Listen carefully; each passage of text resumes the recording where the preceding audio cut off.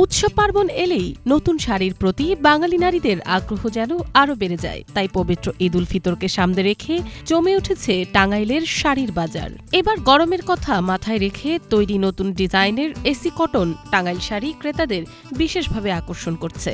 হালকা ও আরামদায়ক হওয়ায় গরমেও শরীরকে কিছুটা ঠান্ডা রাখে এই শাড়ি, তাই ক্রেতাদের পছন্দের তালিকায় শীর্ষে রয়েছে এটি। শাড়ির রাজধানী খ্যাত টাঙ্গাইলের পাত্রাইল বাজারে প্রতিদিনই দেশের বিভিন্ন এলাকা থেকে ক্রেতারা ভিড় করছেন। সুতি শাড়ির পাশাপাশি কটকি, half silk, Tangail jamdani, soft silk, three piece সহ নানা ডিজাইনের পোশাক তৈরি করা হয়েছে।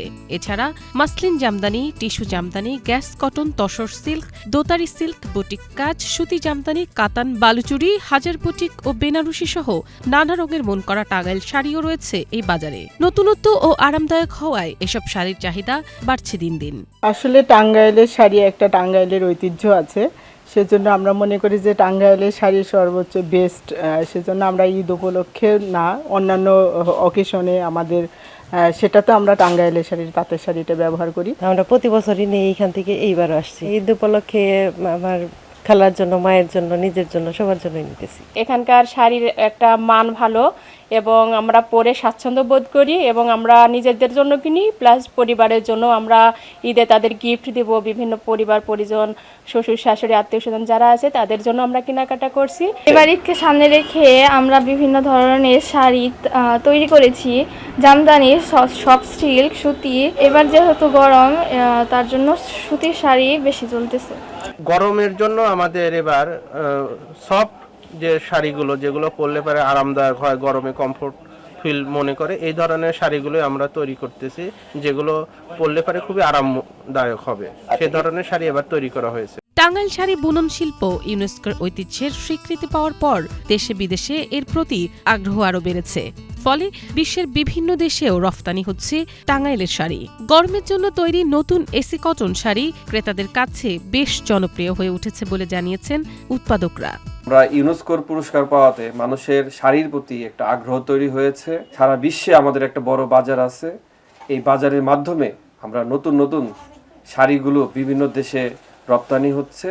আমাদের মাননীয় প্রধানমন্ত্রী এবং সরকারের কাছে দৃষ্টি আকর্ষণ, পররাষ্ট্র মন্ত্রণালয়ের মাধ্যমে বিভিন্ন দেশে যে আমাদের দূতাবাসগুলো আছে সেখানে যদি মেলার ব্যবস্থা করে দেয়, আমাদের এই তন্তু তাঁত বাঁচবে এবং আমরা টাঙ্গাইল শাড়ি হারানো গৌরব আবার স্বরূপে ফিরে পাবো।